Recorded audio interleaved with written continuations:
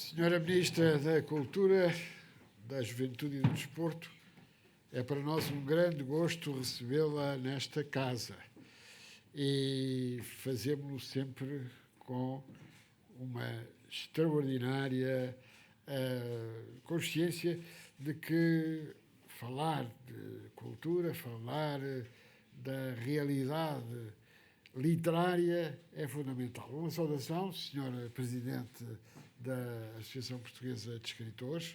É um grande gosto ter-vos aqui e, sobretudo, realizarmos todos os anos esta cerimónia solene. E uma palavra óbvia à nossa premiada. A senhora doutora Teolinda Gerção é uma amiga nossa, felizmente muito premiada e justamente premiada, e, nesse sentido, em nome da Fundação Carlos Gulbenkian, quero agradecer a todos a vossa presença e, sobretudo, felicitar a premiada e agradecer a presença da senhora Ministra, e para nós é um grande gosto, como bem sabe. E, portanto, iniciamos agora a nossa sessão, se faz favor.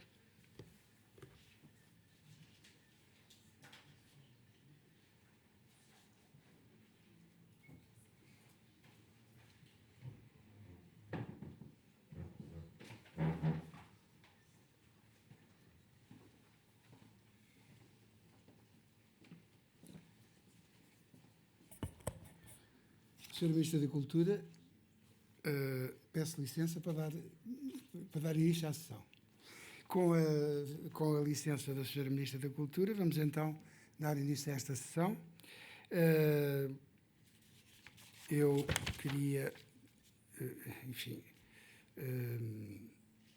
dizer-vos algumas palavras muito breves sobre este prémio literário, na qualidade de coordenador atual do prémio. O prémio foi instituído em 1982, no decorrer de uma das sessões plenárias do 2º Congresso dos Escritores Portugueses, e a Comissão Executiva do Congresso apresentou uma proposta ao Congresso, que foi aprovada por unanimidade e deu-se início, então, a este já longo prémio que premiou grandes escritores portugueses, uns só uma vez e alguns já por 2 vezes, e até um por 3 vezes. Dos vários distinguidos ao longo destes anos, Virgílio Ferreira, António Lobo Antunes, Agostina Bessa Luís, Maria Gabriela Lhançó, Ana Margarida de Carvalho e Julieta Monjinho tiveram já por 2 vezes, receberam por 2 vezes o prémio, o Grande Prémio do Romance e Novela. Mário Cláudio por 3 vezes. Após as palavras do nosso anfitrião, o professor Dr. Guilherme de Oliveira Martins, a representação da Fundação Gulbenkian, que gentilmente nos tem vindo a acolher desde há bastantes anos para esta cerimónia anual, eu daria a palavra ao Presidente da Associação Portuguesa de Escritores, meu colega e amigo José Manuel Mendes.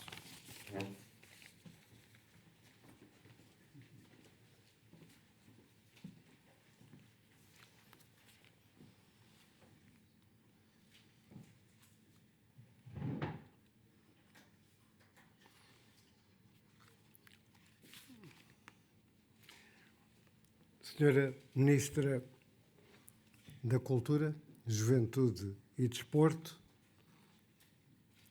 prezada doutora Margarida Balseiro Lopes, bem-vinda. É com respeito institucional e pessoal, gratitude e sentido de aprazimento que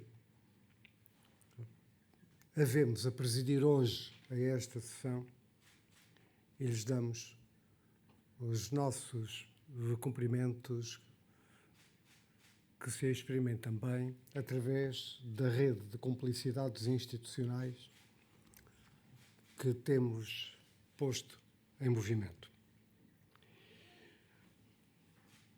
Senhor Administrador da Fundação Carlos Gulbenkian, meu querido amigo Guilherme de Oliveira Martins, por razões imperativas já não presente. Em todo caso, este é o momento em que nós temos que agradecer, de forma muito sentida, não apenas a anfitrionia, mas a cumplicidade total desta instituição na efetivação do Grande Prémio do Romance e Novela, designadamente desta cerimónia que tem espaço garantido no complexo em que todos acabamos de entrar. É um momento de agradecer também a outros patrocinadores, aqueles que, por razões de diferente tipologia, se encontram e também não encontram entre nós, do Instituto Camões à Câmara Municipal de Grândola. O primeiro, por razões que são óbvias e que fazem parte do seu próprio projeto de intervenção, a autarquia grandolense, com um sinal de memória muito efetiva de anos em que foi possível realizar, num programa completamente diverso do de hoje, o Grande Prémio de Romance e Novela, num espaço que lhe pertencia territorialmente e não apenas administrativamente, ou não sobretudo administrativamente.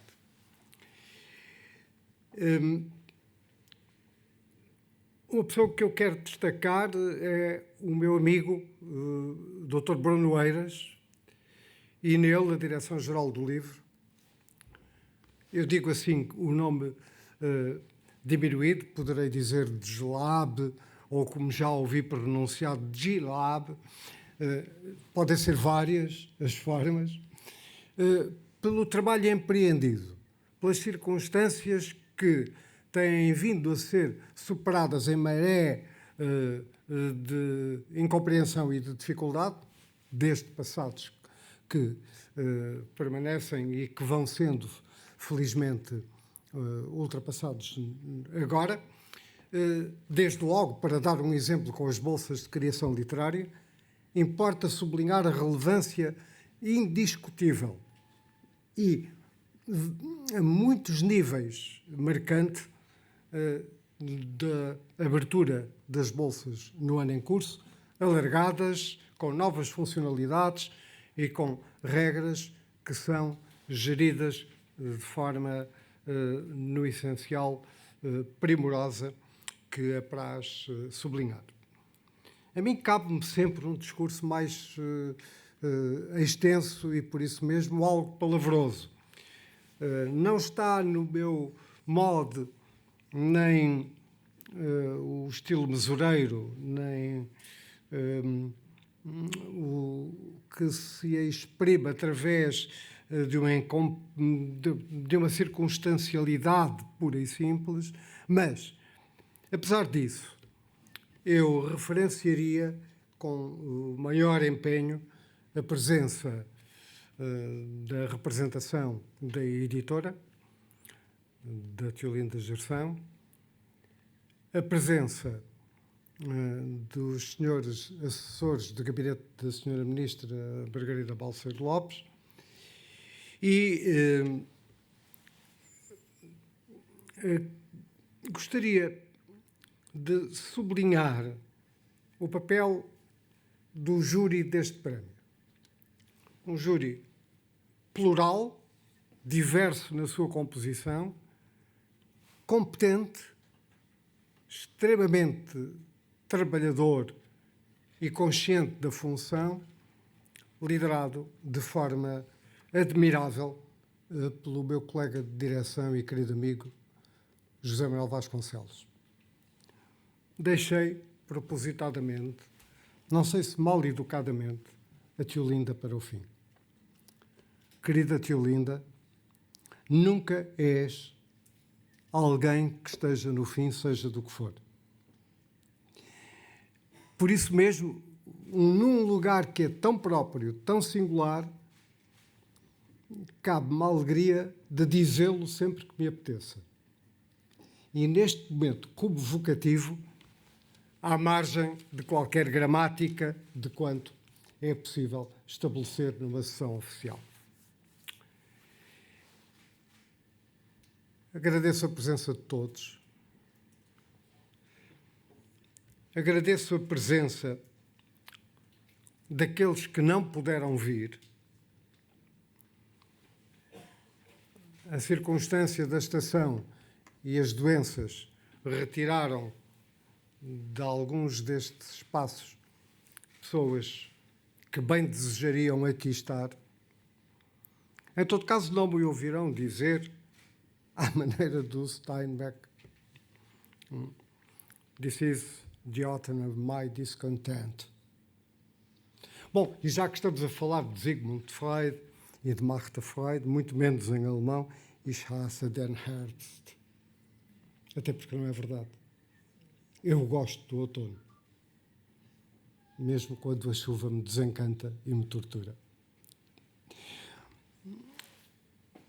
É com este conjunto de vozes, pessoas, personalidades, escritores e leitores, se quiserem, legentes, uma vénia a Maria Gabriela Lhansal,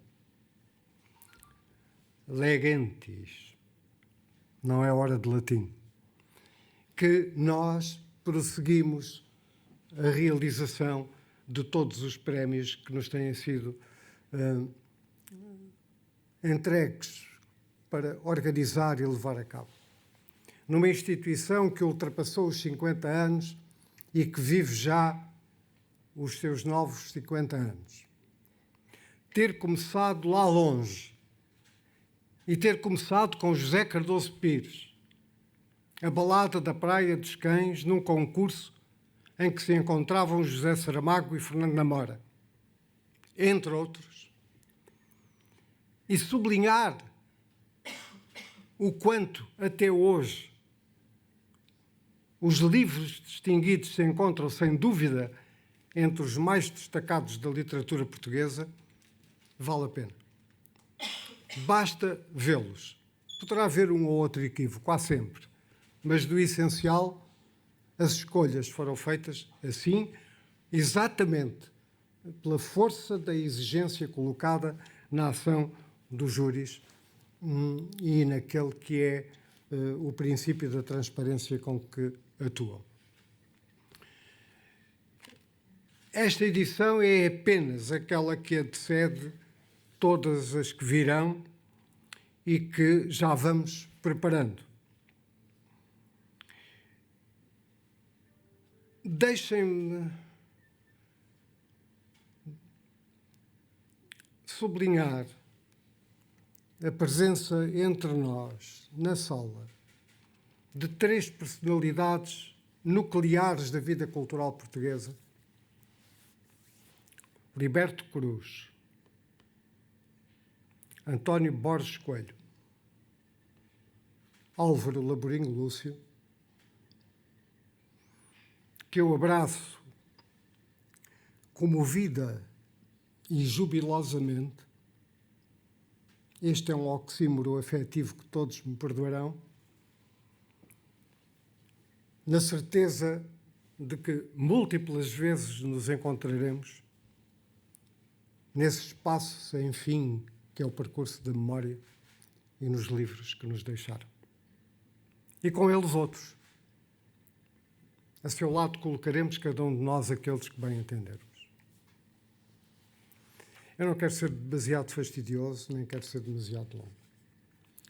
O romance da Tiolinda é, de facto, um desses momentos altos da nossa literatura. Sobre ele falará como ninguém a Maria João Renaud, que, no seu estilo sempre singular, muito preciso e muito clarificador, nos ajudará a uma outra leitura, porventura, em função daqueles que foram os fundamentos do júri para a decisão unânime que se chegou. Mas eu gostava de dizer que a autobiografia não escrita de Martha Freud, com a mestria que página a página se encontra, não é apenas um último livro, ou mais um livro, na bibliografia de Teolinda. É apenas um livro antes daquele que nós aguardamos. Porque ela é, seguramente, alguém que nos não defrauda em circunstância alguma. Senhora Ministra, a jurista que é, dir-nos-á, no tempo próprio, aquele que for adequado, atrevo-me a admitir que Zygmunt, sabedor profundo de tantos labirintos individuais e coletivos, mesmo encontrando um grande desconforto nas páginas deste livro, não tem razões para recorrer a instâncias judiciárias contra a mulher que lhe acompanhou os dias.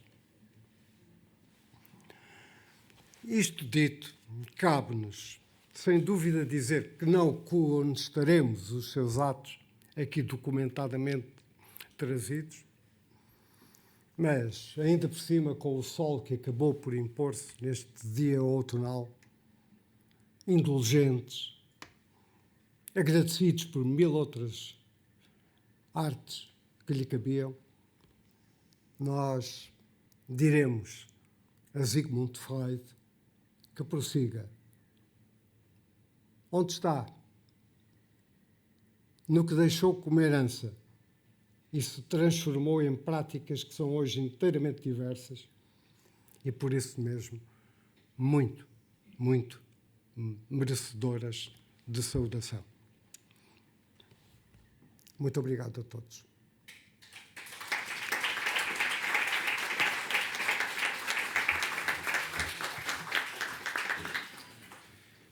Eu vou pedir à porta-voz do júri que faça uma intervenção crítica e demonstrativa dos fundamentos da atribuição unânime por parte do júri do prémio a este romance, mas antes disso queria dar uma breve nota informativa sobre a constituição do júri. O júri debruçou-se sobre 62 livros, eram 62 obras que estavam ao concurso e que mereceram a atenção detalhada do júri. O júri era... Eu falo na qualidade de coordenador do júri, não votei, evidentemente, estava só a coordenar os trabalhos do júri. O júri foi constituído pela professora doutora Maria João Reynaud, porta-voz do júri, a quem eu pedirei, depois destas breves informações que uso da palavra, pela professora doutora Isabel Cristina Rodrigues, pelo professor doutor Carlos Nogueira, pelo professor doutor António Apolinário Lourenço e pelo escritor e querido amigo doutor Liberto Cruz, entretanto falecido, a quem aqui presta a minha sentida homenagem também. O júri deliberou por unanimidade atribuir o prémio a este romance de que estamos agora aqui a falar e eu peço à professora doutora Maria João Reynaud que use da palavra enquanto porta-voz do júri, falando das razões que levaram à atribuição do prémio por parte do júri.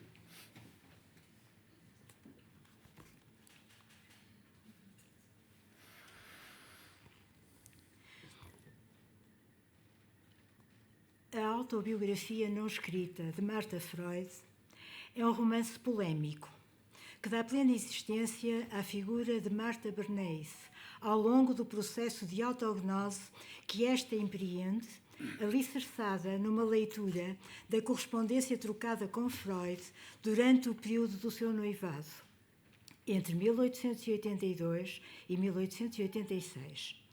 O romance tem, pois, uma importante base documental, ampliada pela convocação de cartas trocadas com outros destinatários que Freud privilegiou, como Wilhelm Fliess, Anna Freud e Mina Bernays, o que autoriza a desconstrução metódica da figura plurifacetada do consagrado fundador da psicanálise. A mistura estratégica dos géneros autobiográfico, biográfico e ensaístico contribui eficazmente para diluir a fronteira entre a ficção e a realidade, criando uma ambiguidade generalizada, fortalecida pelo facto de as personagens centrais do romance se apresentarem como figuras históricas conhecidas. A narrativa vem na continuidade de um instigante livro anterior, O Regresso de Julia Mana para ti, publicado em 2021, onde Freud já marca presença. O lado mais surpreendente deste alentado romance, de mais de 400 páginas, distribuídas por 35 capítulos, é o resgate ao esquecimento da viúva de Freud e mãe dos seus 6 filhos, figura que as várias biografias têm secundarizado ou até esquecido. Para enfrentar a solidão na sua casa londrina de Marsfield Gardens, após a morte do marido, ocorrida em 1939, Marta, então com 78 anos, decide entregar-se à escrita da sua autobiografia, numa espécie de ajuste de contas tardio com a vida. Mas, receando que a história possa destruir as memórias felizes, isto é uma citação, a que têm direito os filhos e os netos, decide queimar as folhas já escritas e opta pela rememoração vivenciada do passado. O gatilho da memória é a e eu ponho entre parênteses, leitura das cartas trocadas com Sigi, hipocorístico do nome próprio Sigmund, que integram o vasto acervo epistolar de que é detentora. A recuperação gradual de um passado remoto desencadeia um processo de reflexão não isento de conflito sobre atitudes e acontecimentos que se clarificam à medida que as cartas, extensamente citadas no romance, vão sendo lidas. A experiência de vida adquirida e a procura de informações complementares colhidas nas cartas em que ambos os interlocutores são audíveis permitem-lhe juntar peças soltas e confirmar suspeitas, além de alargarem um espaço rememorativo golpeado por verdades interditas. Teolinda Gerson delega a tarefa narrativa na personagem principal, a quem atribui uma fina competência hermenêutica, de modo a propiciar o balanço retrospectivo, na primeira pessoa, da relação com Sigi, apoiando-se, a par e passo, na interpretação de missivas datadas que orientam a memória dentro de uma cronologia reversível. Deixa-lhe igualmente a liberdade de escolher a versão dos acontecimentos que corresponde à sua verdade, numa situação em que a plausibilidade dos factos se sobrepõe à dúvida. O processo de rememoração em curso permite-lhe fazer o balanço retrospectivo e decepcionante da sua longa relação conjugal, no âmbito do compromisso que uniu tacitamente as famílias judias a que ambos pertenciam no contexto da sociedade vienense na transição do século XIX para o século XX. O prefácio assinado pela autora instrui o leitor sobre o modo como o romance foi construído, com uma significativa alusão ao constante vai e vem entre a realidade e a ficção. E cito, é bom citar Teolinda Gerson: o meu ponto de partida, enquanto ficcionista, foi imaginar que Marta, desde anos anteriores, mas sobretudo depois da morte de Sigmund Freud, a quem sobreviveu 12 anos, pretendeu reconstituir o seu percurso, encontrar-se a si própria e ao complexo e multifacetado homem da sua vida. E para isso leu, não os seus escritos psicanalíticos, que não lhe interessavam, mas as cartas que ambos trocaram e as que ele escreveu a outros interlocutores e, em grande parte, ela desconhecia. Fim de citação. O exercício introspectivo a que Marta Bernays se entrega inspira-se, contudo, e sublinho, na sua familiaridade com os métodos e práticas psicanalíticos, bem como com os conceitos-chave da psicanálise freudiana, o que deixa subentender a leitura atentíssima da obra de Freud por Teolinda Gerson, bem como o conhecimento das polémicas por ele travadas com colegas e discípulos. O desejo de compreender e justificar os comportamentos paradoxais de Sige induz Marta a colocar-se por vezes num lugar isomórfico ao de um analista. A análise metódica da relação que os uniu concentra-se naquilo que a sua consciência deixou na sombra, umas vezes por amor e inexperiência, outras por submissão. Entre a verdade manifesta e a verdade oculta, a sua avaliação permite esboçar o retrato de um homem inseguro, narcisista, ambicioso, intransigente, que a terá traído sem qualquer culpabilidade. O sentido da sua vida, centrado na relação conjugal com Freud, fica suspenso de uma verdade não verificável, mas que o seu poderoso instinto de mulher pode intuir.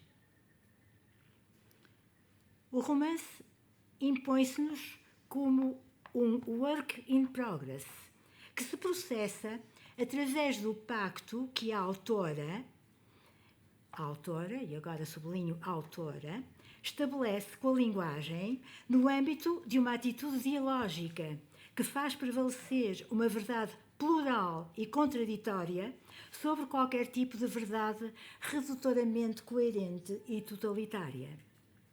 O próprio título, elemento paratextual, anuncia uma autobiografia não escrita e, por isso mesmo, suscetível de ser alterada, pondo o leitor na situação de ler o que nunca foi escrito, para recorrermos a uma expressão usada por Walter Benjamin. A autobiografia não escrita de Martha Freud é uma narrativa fragmentária, feita a partir de despojos do passado, de percepções originárias, de elementos difratados da memória que confirmam intuições, abrem hipóteses, impõem deduções. A importância da imaginação na reconstituição do passado vem, uma vez mais, confirmar o poder inventivo desta escritora, a par de uma invulgar capacidade de análise psicológica e de um imenso talento narrativo. A autobiografia não escrita de Martha Freud surpreende-nos também pela sua dimensão ensaística, alimentada pela investigação e pelo conhecimento profundo que Teolinda Gerson possui da literatura, da filosofia e da cultura de língua alemã, como dos meandros da sua difusão no espaço europeu.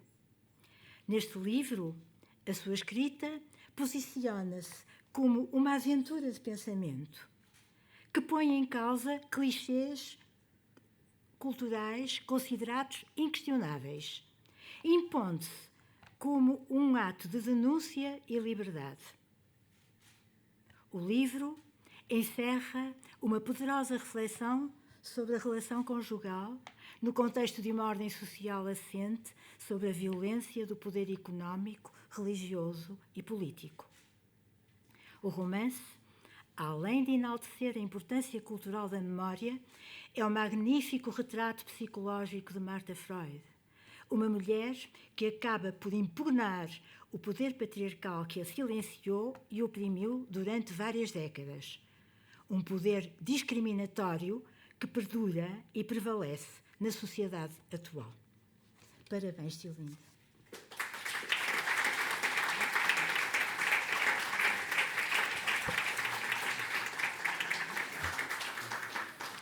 Bom, após a intervenção da senhora porta-voz do júri, eu solicito à senhora Ministra da Cultura o favor de proceder à entrega do prémio à escritora premiada.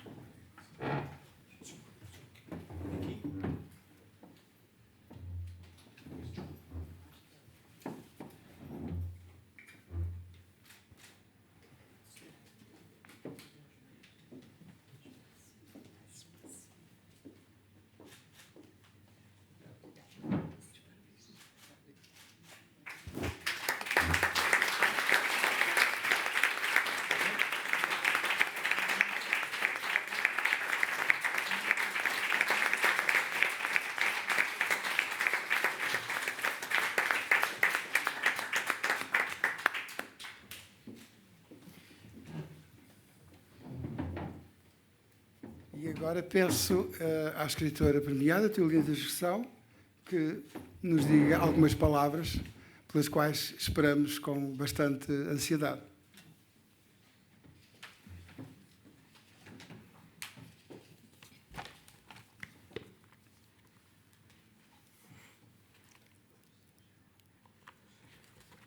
Senhora Ministra da Cultura, Doutora Margarida Balseiro Lopes, Doutor Guilherme de Oliveira Martins, que gentilmente aqui nos recebeu, Senhor Presidente da APE, Escritor José Manuel Mendes, Coordenador do Júri, caro José Manuel Vasconcelos, e Professora Maria João Renaud, Porta-Voz do Júri.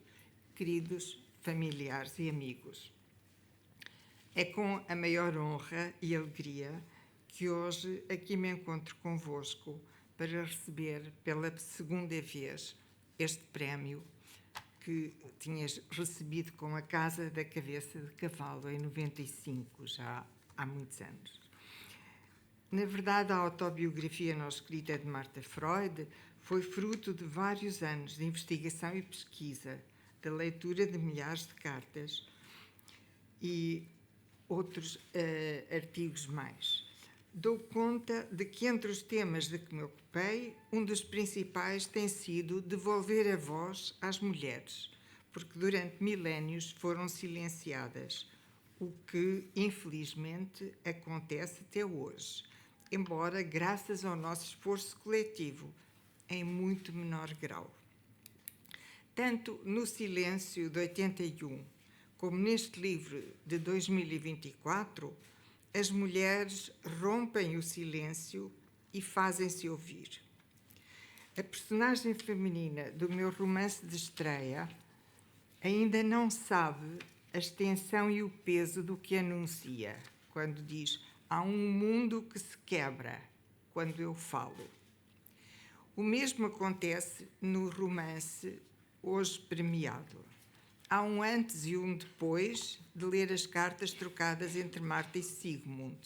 Nada ficará igual, como um dos capítulos anuncia. Uma casa de blocos maciços desmorona-se.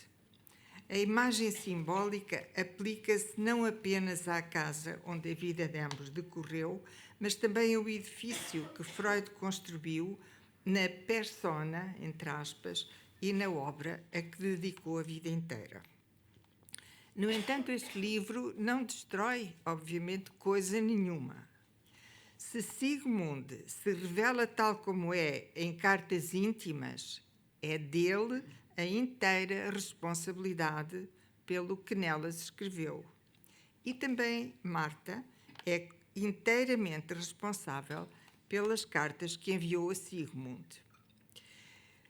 Mas o que ressalta das cartas de Marta, que apenas foram publicadas a partir de 2011, porque até aí, portanto, é uma data muito recente, não é? Foi preciso chegar a 2011. Até aí havia coletâneas de cartas de Freud, para ela, às vezes só certos de cartas, portanto, tudo muito censurado, mas não havia uma única palavra de Marta publicada. O que ressalta das suas cartas, portanto, suas dela, é o desejo de compreender a Sigmund e a si própria, ao longo de mais de 5 décadas de vida comum. Não há, no que ela escreve, ressentimento, nem uma tentativa de retaliação, mas uma surpreendente lucidez que a experiência vivida acrescentou à sua inteligência e capacidade de interpretação e de empatia. A leitura das cartas foi uma enorme surpresa para mim e, à medida que avançava, dá-las a conhecer a quem quiser, acabou por converter-se numa espécie de dever a cumprir. Acontecia-me por casualidade reunir as condições para essa tarefa. Sendo germanista e tendo vivido e estudado 3 anos em universidades alemãs, conhecia bem a literatura, cultura e história da Alemanha, além da obra de Freud, que na altura era considerado parte da cultura geral para os alunos de germanística. O domínio da língua permitia-me traduzir o que as cartas me impunham, pela constante repetição dos motivos, que se tornou a linha condutora da narrativa. Todas as citações que faço estão entre aspas e datadas, para que o leitor possa verificá-las na fonte. Os comentários, sempre entre parênteses, são ficcionados, como é ficção, porque não pode ser provado, que Marta, numa idade avançada, releu todas as cartas que tinha à sua disposição em Londres, na casa de Marfield Gardens, onde se tinham refugiado do nazismo, como referiu a professora Maria João Reinaud. Admitindo que ela as releu, foi a hipótese que eu escolhi, Marta não poderia, obviamente, reler as cartas com os mesmos olhos com que as lera e escrever aos 20 anos. Mas as características que eu ponho na personagem que construí mantêm todas as facetas que na vida real ela evidenciou através do que escreveu.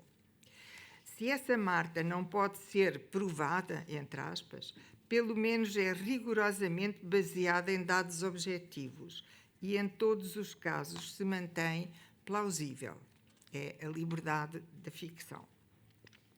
No entanto, o livro está aberto à interpretação do leitor, que formará o seu próprio juízo.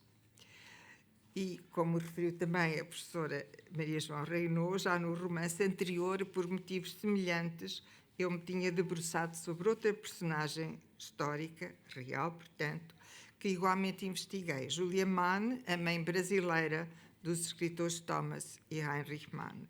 Também esse romance me foi imposto por acaso. Além de conhecer em profundidade os escritores, de ter lido tudo o que Júlia escreveu, felizmente ela escreveu muitas cartas, textos curtos, pequenos contos, mas sobretudo as suas memórias de infância, quando já estava na idade madura. Não tinha esquecido absolutamente nada do Brasil que deixou aos 7 anos. É espantoso. E além de pesquisar sobre a personagem, eu própria tinha vivido na Alemanha 3 anos e depois, muito mais tarde, também 2 anos no Brasil. E conhecia bem ambos os países a partir de dentro, como foi a experiência da própria Júlia, que nunca na vida real voltou a Paraty, só em imaginação. Eu a ponho a regressar a imaginação na hora da morte. O que está documentado num livro do filho mais novo, Victor Mann, que conta que no dia em que ela morreu, os filhos a visitaram e depois a enfermeira disse que ela estava muito cansada, que ia dormir, que se retirassem, e ele notou que, entretanto, ela, que dominava perfeitamente a língua alemã, tinha ido com 7 anos para a Alemanha e nunca mais voltou ao Brasil, e separaram-na dos irmãos, obrigando-os a aprender alemão como língua nativa. Ela começou a falar muito mal alemão, com uma péssima pronúncia, com erros de gramática, como se fosse estrangeira. E depois a enfermeira contou-lhes que as últimas palavras que ela pronunciou foram numa língua incompreensível para ela, que só poderia ser, imagino eu, português. Portanto, eu imaginei que, na hora da morte, ela pensou nos únicos anos em que tinha sido feliz, que foi os que que passou em Paraty. Portanto, eu imaginei-a a fazer a viagem de regresso através do mar e os anos irem-se perdendo pelo caminho, e ela, quando chega a Paraty, tem novamente 7 anos, que é a idade com que de lá tinha partido. E, entretanto, toda a sua vida, que foi imensamente dramática, com suicídio de filhos, enfim, coisas terríveis. Também é descrita a vida pessoal de Thomas Mann, que também era uma vida extremamente dramática e disfuncional. E a de Heinrich Mann também. E havia a tradição de dizer que a arte e a loucura tinham chegado à família através de Júlia, o que não é verdade, porque a família Mann tinha várias pessoas bastante desequilibradas, um irmão do marido, por exemplo, e o próprio marido constava que se tinha suicidado. Corria esse rumor. Portanto, de certo modo, foram sempre os livros a vir ter comigo, trazidos pela vida e pelas circunstâncias, mas fiquem descansados que vou já parar de falar deles, porque são imensos, são muitos. Direi apenas, por exemplo, que Paisagem com Mulher e Mar ao Fundo é sobre Portugal durante a ditadura, a Guerra Colonial e a Revolução de Abril, que vivi com 34 anos. Era-me impossível não falar dela e do que viveu a minha geração e muitas outras, do ambiente sufocante do salazarismo. O livro é escrito em nome de muitos, como anunciei na epígrafe. Na página 103, a definição da arquitetura é de Le Corbusier e na página 75 incluí um passo das memórias de Raul Brandão. O resto do texto também não é meu. De diversos modos foi dito, gritado, sonhado, vivido por muitas pessoas e por isso o devolvo apenas um pouco mais organizado debaixo desta capa de papel a quem o reconheça como coisa sua. Fim de citação. A personagem central é uma mãe que perde o filho na injusta e inútil guerra colonial e, através dela, pretendi dar voz às mulheres e às famílias que então a censura silenciou. Que nunca se ouviu uma palavra de revolta, nem de angústia, nem de dor de família nenhuma, porque não teria acesso ao público. Na cidade de Ulisses, numa reviravolta voluntária, mudei completamente de ponto de vista e a figura central é masculina. O escritor, como o ator, na minha perspectiva, veste facilmente outra pele. E desta vez o narrador é um homem que se procura a si próprio e à mulher amada no labirinto da história de Lisboa e numa livre revisitação da Odisseia. Muitos dos meus contos terão igualmente narradores masculinos. Mas, como prometi, para vosso descanso, vou calar-me. Os livros estão aí e falarão por mim. Durante quanto tempo? Não sei, nem ninguém sabe. Claro que a ideia de ser cada vez mais reconhecida e lida me agrada e alegra, porque é para ser lidos que escrevemos. Mas o que considero essencial é a certeza de que dou o máximo, levo o tempo que levar, já cheguei a levar 5 anos, para escrever um livro, mas escrevo sempre o melhor que sei e posso. Não tenciono morrer antes do século 22.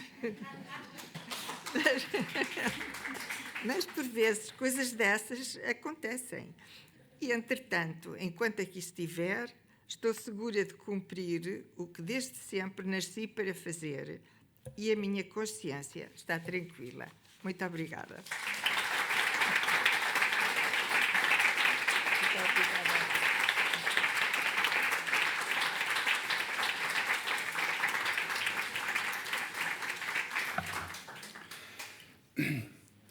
Muito nos honrando com a sua presença e com o facto de presidir esta cerimónia, eu solicitava agora à senhora Ministra da Cultura que nos diga algumas palavras.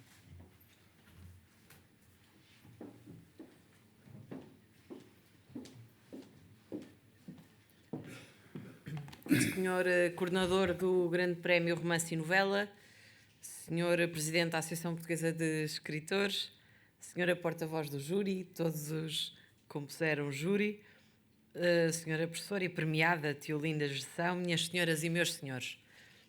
É com muito gosto que me junto a esta cerimónia de entrega do Grande Prémio de Romance e Novela, um dos mais prestigiados galardões da literatura portuguesa, que há mais de 4 décadas reconhece o talento e a dedicação dos nossos escritores, afirmando o valor e o papel insubstituível da criação literária na vida cultural do país.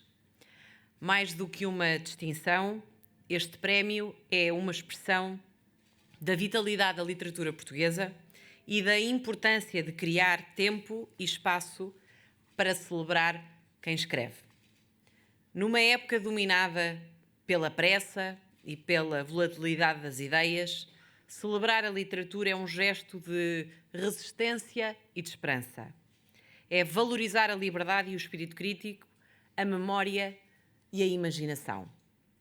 É reconhecer a importância da palavra como instrumento de construção do pensamento e de compreensão do mundo e valorizar aqueles que lhe dão voz e matéria, pela forma como nos ajudam a interpelar o tempo, a questionar certezas e a aproximar-nos uns dos outros.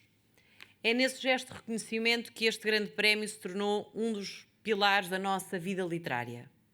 Atravessou gerações, acompanhou transformações, e não foram poucas, e manteve-se fiel a uma ideia essencial, a de que a escrita é uma forma de serviço público, um ato de resistência e de construção da nossa identidade coletiva.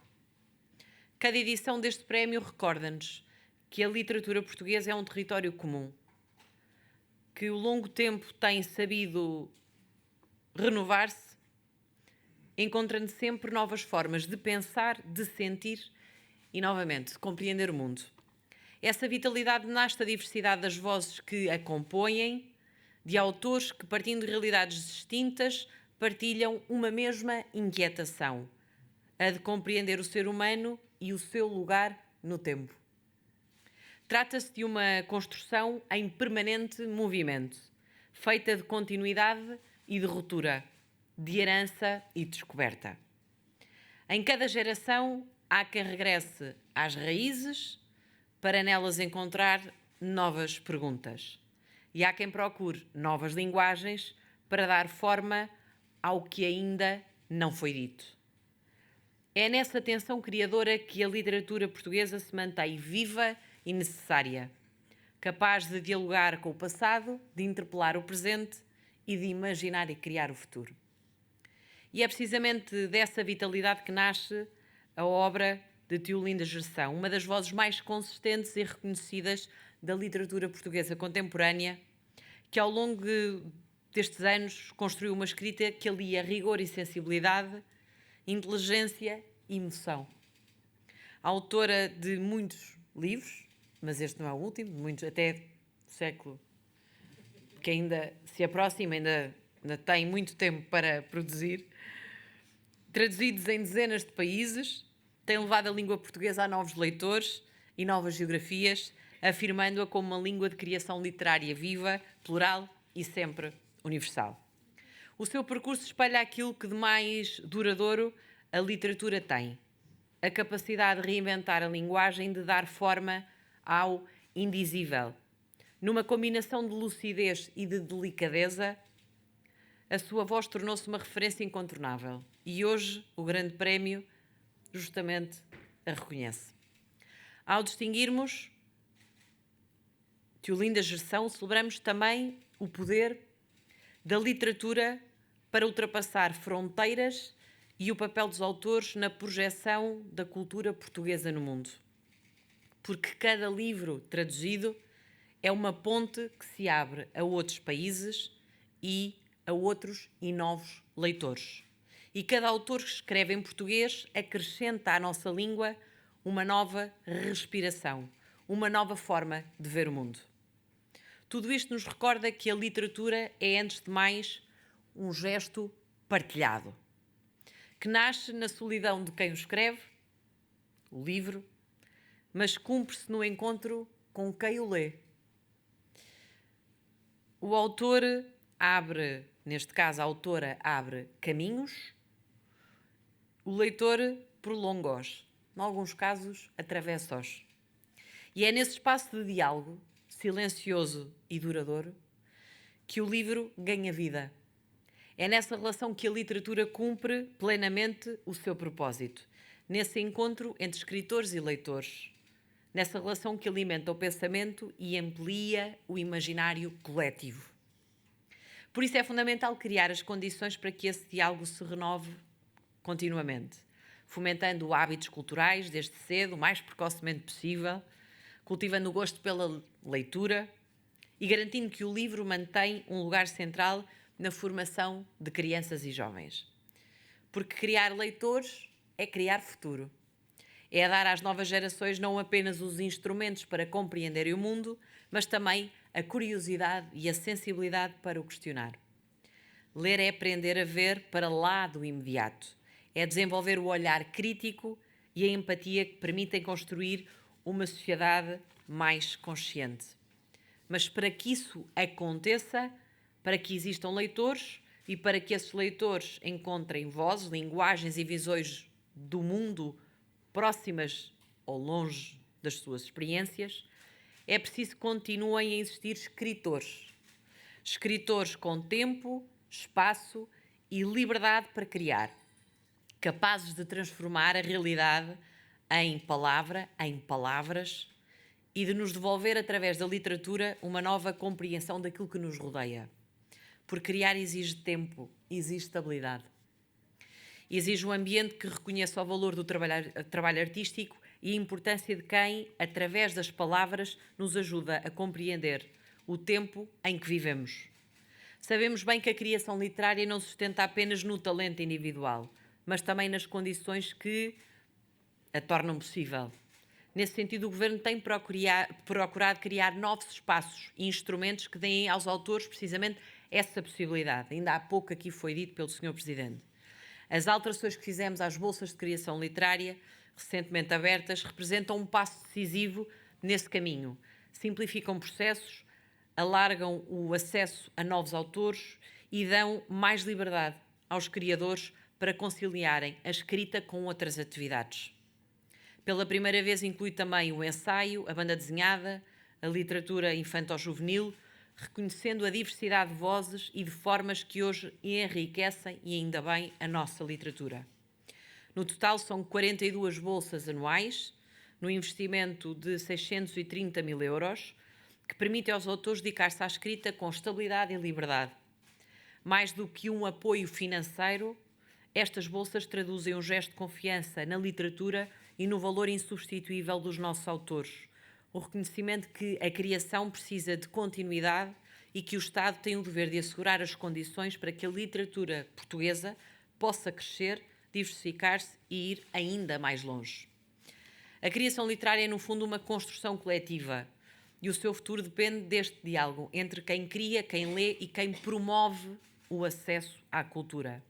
Apoiar a criação não é apenas financiar projetos, é garantir que a imaginação continua a ter lugar na vida de todos nós, que a palavra mantém o seu papel transformador e que o livro permanece como um dos grandes espaços de liberdade e de partilha.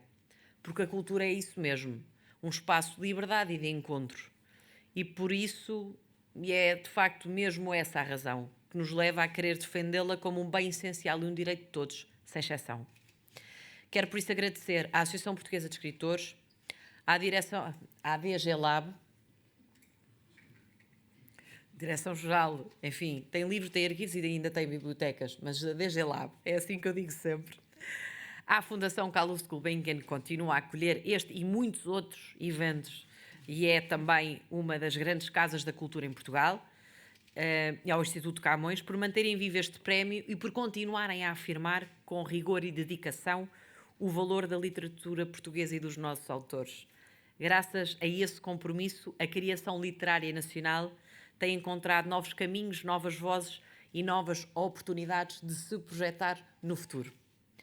E quero, igualmente, em nome do Governo de Portugal, felicitar a nossa premiada por este merecido reconhecimento e reconhecer não só o contributo que a sua obra representa para a literatura portuguesa, mas também a forma como continua a inspirar novos leitores, a dignificar a nossa língua e a ampliar o espaço da cultura portuguesa pelo mundo fora. E vai continuar. A literatura portuguesa continua viva, obras como a de hoje são oportunidades para mostrarmos que estes prémios revelam também a vitalidade da nossa literatura. O desafio que se coloca é precisamente de garantir que continua a ter um espaço aberto, onde cada geração tem condições para escrever, para ler, para sonhar e participar na construção daquela que é a vida cultural do nosso país. Para isso, é preciso continuar a fazer da cultura um território acessível, aberto e plural, onde cabem todas as vozes e todas as formas de expressão. Um território que não se esgota nas grandes cidades, mas que se estende a todo o país e a todas as pessoas, reforçando os laços que nos unem e enriquecem a nossa vida comum. Essa é a ambição que nos deve guiar. Uma cultura que chega a todos, porque é de todos, e uma cultura que nos lembre todos os dias que o país que somos depende também das histórias que escolhemos contar. Muito obrigada.